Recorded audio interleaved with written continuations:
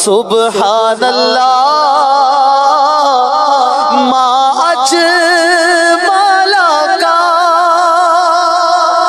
ما حسن کا ما اکمل کا نحمدہ ونصلی علی رسولہ النبی الکریم الامین اما بعد فاعوذ باللہ السمیع العلیم من الشیطان الرجیم بسم اللہ الرحمن الرحیم قال اللہ تبارک و تعالی فی القرآن الحکیم ان اللہ وملائکتہ یصلون علی النبی یا ایہا الذین آمنوا صلوا علیہ وسلموا تسلیما الصلاۃ والسلام علیک یا رسول اللہ وعلی آلک واصحابک یا نبی اللہ۔ اللہ تعالیٰ کی بے حد و حساب حمد و ثنا سرور کونین نبی دو عالم حضرت محمد مصطفیٰ صلی اللہ علیہ وسلم اور آپ کے جمیع آل و اصحاب کی بارگاہ ناز میں درود و سلام کے نذرانوں کے بعد انتہائی عزت اور احترام کے لائق سامعین عزیز وقار میرے دینی اور یقینی دوستوں، بزرگ اور بھائیوں، نبی کریم صلی اللہ علیہ وسلم کی سیرت مبارکہ کے حوالے سے ہمارے دروس کا تسلسل جاری ہے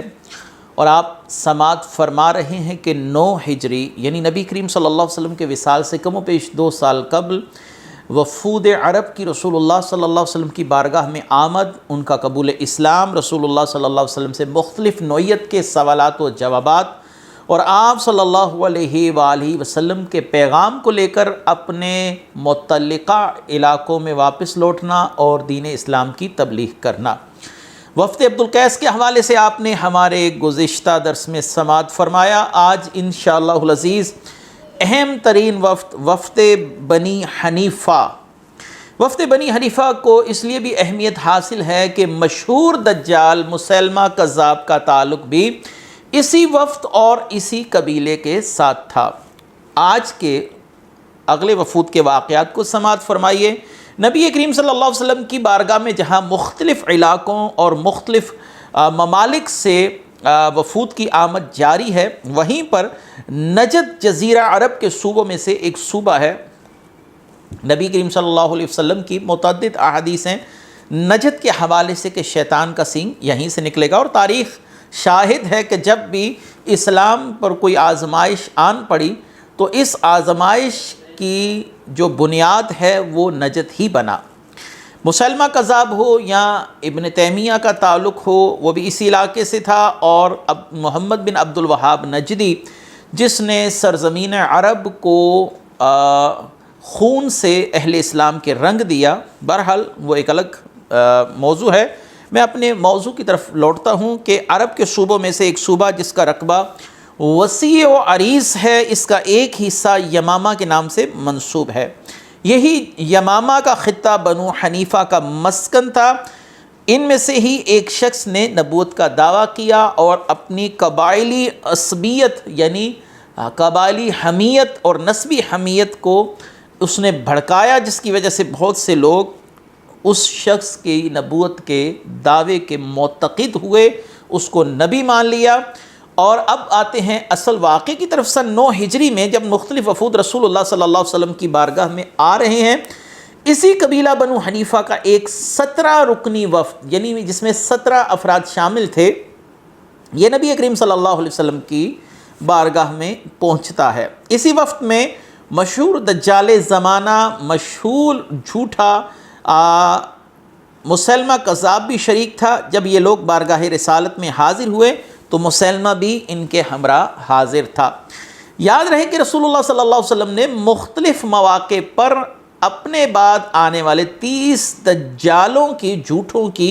نشاندہی فرمائی اور ان کا تذکرہ فرمایا، اور بالخصوص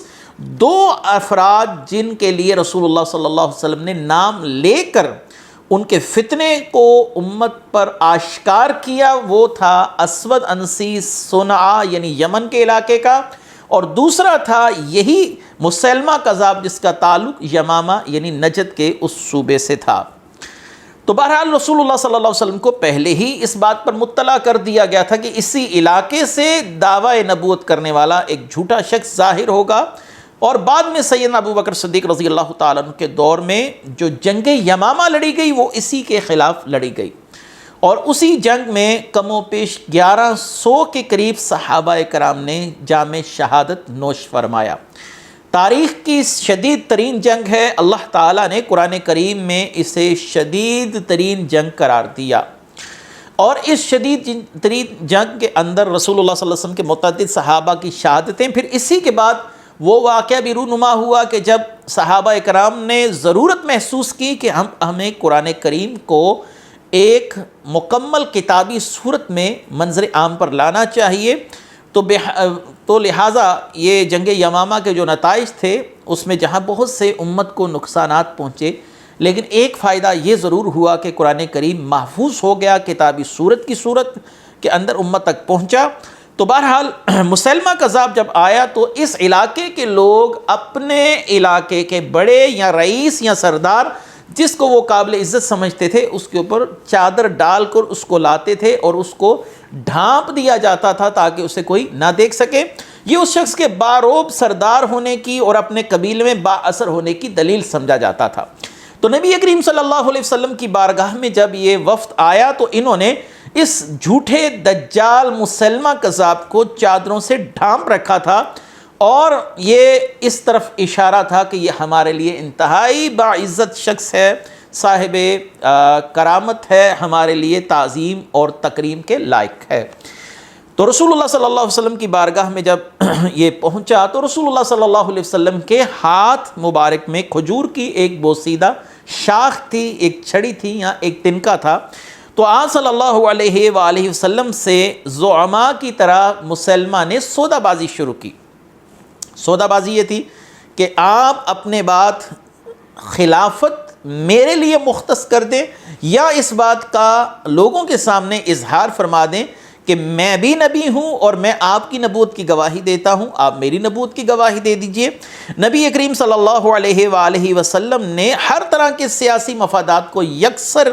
پائے حقارت سے ٹھکراتے ہوئے برملا اظہار فرمایا، جواب دیا، مسلمہ نبوت تو بہت بڑی چیز ہے، اگر تم مجھ سے یہ پرانی اور بوسیدہ چھڑی بھی مانگو تو میں تمہیں ہرگز نہیں دوں گا۔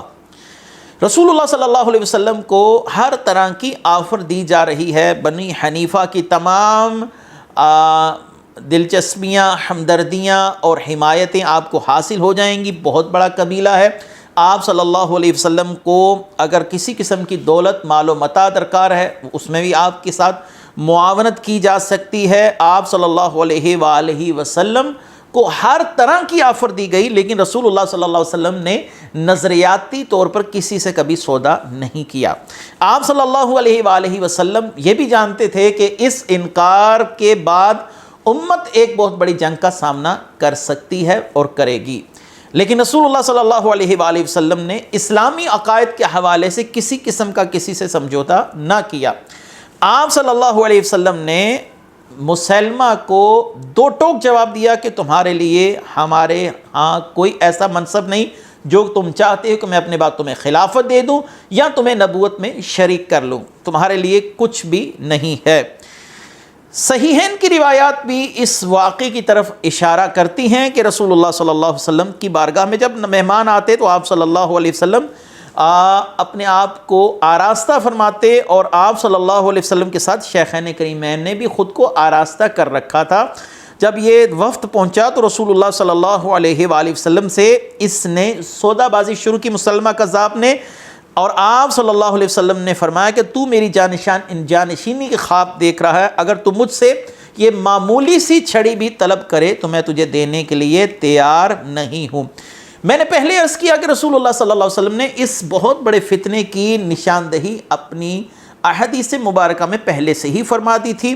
آپ صلی اللہ علیہ وسلم کی حدیث مبارکہ ہے جس کو امام بخاری نے اپنی صحیح میں، امام مسلم نے اپنی صحیح میں یعنی صحیحین میں سیدنا ابو ہریرہ رضی اللہ تعالیٰ عنہ سے یہ روایت موجود ہے۔ قال رسول اللہ صلی اللہ علیہ وسلم بینا انا نائم اوتیت بخزائن الارض فوضع فی کفی سوارانی من ذهب فقبر علی فاوحی الی ان انفخہما فنفختهما فذهبا فأولتهم الكاذبين الذين أنا بينهما صاحب صنعاء وصاحب اليمامہ۔ آپ صلی اللہ علیہ وسلم نے فرمایا میں سو رہا تھا، میرے پاس زمین کے خزانے لائے گئے، میرے ہاتھوں میں سونے کے کڑے پہنا دیے گئے، یہ چیز مجھے بڑی گراں گزری یعنی ناپسند آئی تو میری طرف وحی کی گئی، ان دونوں کڑوں کو پھونک مارو اور اڑا دو۔ یعنی میں نے ان دونوں کڑوں کو اپنے ہاتھوں میں جو میں نے دیکھا خواب میں پہنائے گئے، میں نے ان کو پھونک ماری تو وہ دونوں غائب ہو گئے، اور میں نے اس خواب کی تعبیر یہ کی کہ دو جھوٹے نبی ظاہر ہوں گے اور میں ان دونوں کے درمیان میں ہوں گا۔ ان دونوں جھوٹوں نبیوں سے مراد ایک صنعاء یمن کا باشندہ اسود انسی ہے اور دوسرا یمامہ کا باشندہ مسلمہ ہے۔ ان دونوں نے نبی کریم صلی اللہ علیہ وآلہ وسلم کی حیات میں ہی دعوی نبوت کیا۔ رسول اللہ صلی اللہ علیہ وآلہ وسلم نے مسلمہ نے اس دعوے کا اظہار رسول اللہ صلی اللہ علیہ وسلم کی بارگاہ سے جانے کے بعد پھر کیا، اور ایک خط لکھا جس میں یہی دوبارہ اپنا دعویٰ دہرایا گیا تھا کہ آپ مجھے نبی تسلیم کر لیں، میں آپ کو نبی تسلیم کرتا ہوں۔ رسول اللہ صلی اللہ علیہ وسلم کا جواب تھا بسم اللہ الرحمن الرحیم من محمد رسول اللہ الی مسیلمۃ القذاب سلام علی من اتبع الہدی اما بعد فإن الارض للہ یورثها من یشاء من عبادہ والعاقبۃ للمتقین۔ یہ خط رسول اللہ صلی اللہ علیہ وسلم کی طرف سے مسیلمہ کذاب کو لکھا جا رہا ہے، اس شخص پر سلامتی جو ہدایت کی پیروی کرنے والا ہو۔ اما بعد زمین کا مالک اللہ تعالیٰ ہے، اپنے بندوں میں سے جس کو چاہتا ہے اس کا وارث بنا دیتا ہے، اور متقین کے لیے بہترین انجام ہے۔ نبی کریم صلی اللہ علیہ وسلم کی بارگاہ میں جو مسیلمہ کے دو قاصد آئے، رسول اللہ صلی اللہ علیہ وسلم نے فرمایا اگر قاصدوں کو قتل کرنا میں روا رکھتا، جائز رکھتا تو میں تم دونوں کو قتل کر دیتا۔ یہاں سے ایک ضابطہ بن گیا کہ قاصدین کو قتل نہیں کیا جائے گا۔ یہ رسول اللہ صلی اللہ علیہ وسلم کی اسی حدیث سے مستفاد ہے یہ معاملہ۔ مسلمہ نے اپنی قوم کو اپنے جھنڈے تلے جمع کرنے کے لیے جھوٹ بولا اور ان 17 افراد کو اپنے ساتھ ملا لیا کہ رسول اللہ صلی اللہ علیہ وسلم نے میری تائید کر دی ہے، اور یہ سننا تھا بہت سے لوگ مسیلمہ کذاب کے جھنڈے تلے جمع ہونا شروع ہوئے۔ اس نے اپنے ماننے والوں کے لیے شراب کو بھی جائز کر دیا اور زنا کو بھی حلال کر دیا، نمازوں کی پابندی اٹھا دی گئی۔ اگر کوئی صاحب عقل سلیمہ ہو وہ سمجھ سکتا ہے کہ یہ شخص کیوں کر نبی ہو سکتا ہے کہ جن چیزوں کا حکم اللہ نے قرآن میں دیا ان چیزوں کا استثناء کیسے اس امت کو دیا جا سکتا ہے، اس امت کو نمازیں کیسے معاف کی جا سکتی ہیں۔ رسول اللہ صلی اللہ علیہ وآلہ وسلم کے مقابلے پر کھڑے ہونے والے اس شخص کے جھوٹ اور دجل کے لیے اس کے یہ دعوے ہی کافی تھے، لیکن لوگوں کی اللہ تبارک و تعالیٰ کی طرف سے سمجھ لیجئے کہ عقل پر پردہ پڑ گیا تھا، اور ان لوگوں نے فوراً ہی مسلمہ کذاب کے دعوت پر لبیک کہنا شروع کیا۔ تو نبی کریم صلی اللہ علیہ وآلہ وسلم کی حیات مقدسہ ہو یا اس کے بعد دونوں مدعیان نبوت اسود انسی مسلمہ کذاب، ان کو اللہ تعالیٰ نے ہر میدان میں خائب و خاسر کیا۔ مسلمہ عہد صدیق میں سیدنا وحشی رضی اللہ تعالیٰ عنہ کے ہاتھوں واصل با جہنم ہوا، اور اس کے ساتھ میں نے ایک نام لیا ہے اسود انسی کا۔ یہ یمن کے علاقے صنعاء میں ظاہر ہوا، اپنے نبی ہونے کا اعلان کرتا تھا، اور اسی دور میں سیدنا ابو مسلم خولانی رضی اللہ تعالیٰ عنہ کی مشہور کرامت بیان کی جاتی ہے۔ کتابوں میں اس کرامت کو بڑا ہی تسلسل کے ساتھ بیان کیا گیا کہ ابو مسلم خولانی کو اسود انسی کے سپاہیوں نے پکڑ کر جب اس کی نبوت کی گواہی چاہی تو آپ نے انکار کیا، اور جب آپ کو آگ میں پھینکا گیا تو آگ اللہ تعالیٰ نے آپ پر ٹھنڈی کر دی۔ اسود انسی نے آپ کو یمن سے نکال دیا اور آپ وہاں سے سیدھا مدینہ پہنچے۔ ابو مسلم خولانی کی پہلی ملاقات سید عمر فاروق سے ہوئی۔ جب آپ نے اپنا تعارف کروایا، حضرت عمر فاروق رضی اللہ تعالیٰ عنہ نے آپ کو سینے سے لگایا اور آپ کی آنکھوں سے آنسو بہنے لگے، اور انہیں لے کر صدیق اکبر کے پاس پہنچے اور فرمایا الحمدللہ اللہ نے ہمیں مرنے سے پہلے ایسی شخص کی زیارت کا شرف عطا فرمایا جس کو اللہ تبارک و تعالیٰ نے یہ مقام دیا کہ حضرت ابراہیم علیہ السلام کی طرح اس پر آگ ٹھنڈی ہو گئی۔ بہرحال اس کے بعد دوسرے کذاب مسلمہ کا معاملہ میں نے عرض کر دیا کہ وحشی رضی اللہ تعالیٰ عنہ جنہوں نے حضرت حمزہ رضی اللہ تعالیٰ عنہ کو شہید کیا تھا، انہی کے ہاتھوں مسلمہ کذاب واصل با جہنم ہوا۔ اس کے بعد اگلا وفد ہے وفد طے، بنی طے قبیلہ کا ایک وفد بارگاہ رسالت میں حاضر ہوا۔ اس وقت میں قبیصہ بن اسود کے علاوہ ان کا سردار زید الخیل بھی موجود تھا۔ زید الخیل کا قد جو تھا وہ بہت طویل تھا، جب آپ گھوڑے پر بیٹھتے تھے تو آپ کے پاؤں زمین کے ساتھ مس ہوتے تھے۔ تو نبی کریم صلی اللہ علیہ وسلم سے یہ ان کی پہلی ملاقات تھی۔ رسول اللہ صلی اللہ علیہ وسلم بھی ان کے حسن اخلاق سے بہت خوش ہوئے، تو آپ صلی اللہ علیہ وسلم نے فرمایا تمام تعریفیں اللہ کے لیے جو تجھے دشوار گزار گھاٹیوں سے، ناہموار میدانوں سے گزار کر یہاں تک لایا اور ایمان قبول کرنے کے لیے تیرے دل کو اللہ نے ہموار کر دیا۔ پھر آپ صلی اللہ علیہ وسلم نے ان سے پوچھا آپ کا تعارف؟ انہوں نے کہا میں زید الخیل بن محلحل ہوں، میں گواہی دیتا ہوں کہ اللہ کے علاوہ کوئی معبود نہیں، آپ اللہ کے بندے اس کے رسول ہیں۔ نبی کریم صلی اللہ علیہ وسلم نے فرمایا آج سے تم زید الخیل نہیں بلکہ زید الخیر ہو۔ نبی کریم صلی اللہ علیہ وآلہ وسلم کی دعوت پر بلا توقف اسلام قبول کیا اور تا وقت وصال بڑے حسن و خوبی کے ساتھ اسلام کے فرائض سر انجام دیتے رہے۔ نبی کریم صلی اللہ علیہ وآلہ وسلم کی نگاہ نبوت نے زید کی اندرونی کیفیت کو بھی بھانپ لیا تھا، اور آپ نے فرمایا عرب کے روسا میں سے جس کسی کی میرے سامنے تعریف کی گئی میں نے ملاقات کی تو میں نے اسے تعریف سے کم تر پایا، بجز زید الخیر کی کہ جو تعریف میں نے ان کی سنی تھی میں نے انہیں اس تعریف سے زیادہ پایا۔ جب یہ وفد واپس لوٹا تو حضور صلی اللہ علیہ وسلم نے ان کے ساتھ ان کو تحفتاً 5 اوقیہ یعنی چاندی کی کچھ مقدار مرحمت فرمائی بطور تحفہ، اور زید الخیر کو آپ صلی اللہ علیہ وسلم نے 12 اوقیہ چاندی جو تھی وہ بطور تحفہ عطا فرمائی، اور انہیں اس سلسلے میں ایک سند بھی تحریر فرما دی۔ سند کے الفاظ سے رحمۃ اللہ تعالی علی زید الخیری وعلی سائر فقاہی و انصاری فی الدارین رحمۃ واسعۃ ورضوانا کاملا۔ رسول اللہ صلی اللہ علیہ وسلم نے دوائیہ کلمات کے ساتھ ان کو رخصت کیا۔ اس وفد کا آنا اسلام کے لیے بہت زیادہ مفید رہا۔ اس کے بعد ہے وفد عروہ المرادی۔ بعض مورخین کے ہاں ان دو وفود کے درمیان یعنی وفد عروہ المرادی اور وفد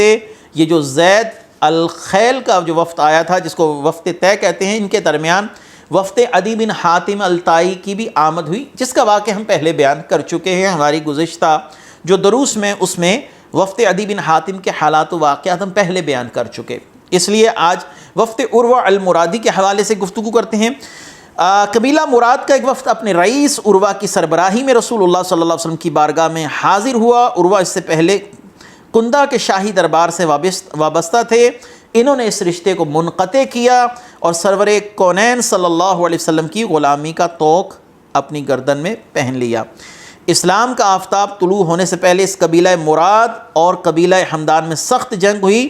اور جس میں قبیلہ مراد کو سخت ہزیمت کا سامنا رہا، یعنی عروہ المرادی کے قبیلے کو شدید ترین شکست ہوئی۔ رسول اللہ صلی اللہ علیہ وسلم نے ان سے اس موقع پر سوال کیا کہ کیا آپ کو اس کی تکلیف محسوس ہوتی ہے؟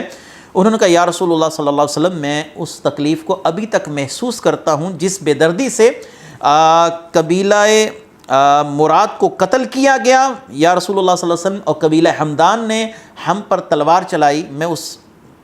ہزیمت کو بھول نہیں سکتا۔ آپ صلی اللہ علیہ وسلم نے ان کے لیے فرمایا کہ اللہ تعالیٰ تمہارا درجات بہت بلند فرمائے گا، اور آپ صلی اللہ علیہ وسلم نے عروہ کو اپنی قوم کا والی مقرر کیا، ان کے ساتھ خالد بن سعید بن العاص کو روانہ فرمایا تاکہ صدقات کو جمع کرنے میں وہ بھی آپ کی معاونت کر سکیں۔ اس کے بعد ہے وفد بنی زبید کی آمد رسول اللہ صلی اللہ علیہ وسلم کی بارگاہ میں۔ وفد بنی زبید کی مشہور شخصیت جو تھے وہ اشعث بن قیس ہیں، یہ مشہور شخصیت ہیں۔ یہ رسول اللہ صلی اللہ علیہ وسلم سے ملنے سے آنے سے پہلے انہوں نے اپنے بھتیجے کو رسول اللہ صلی اللہ علیہ وسلم سے ملنے کے لیے آمادہ کیا، لیکن بھتیجے نے اپنے چچا کی تجویز کو مسترد کر دیا، یعنی رسول اللہ صلی اللہ علیہ وسلم سے ملاقات کرنے کو نعوذ باللہ ایک احمقانہ فعل قرار دیا۔ تو اشعث بن قیس نے رسول اللہ صلی اللہ علیہ وسلم سے تنہا ہی ملنے کو ترجیح دی، اور جب یہ بارگاہ رسالت میں حاضر ہوئے تو رسول اللہ صلی اللہ علیہ وسلم کے روح انور کو دیکھ کر فوراً ہی آنکھوں سے غفلت کے پردے ہٹ گئے، اور سب نے آپ کے دست مبارک پر، جو ان کے ساتھ چند افراد آئے تھے، انہوں نے اسلام قبول کیا۔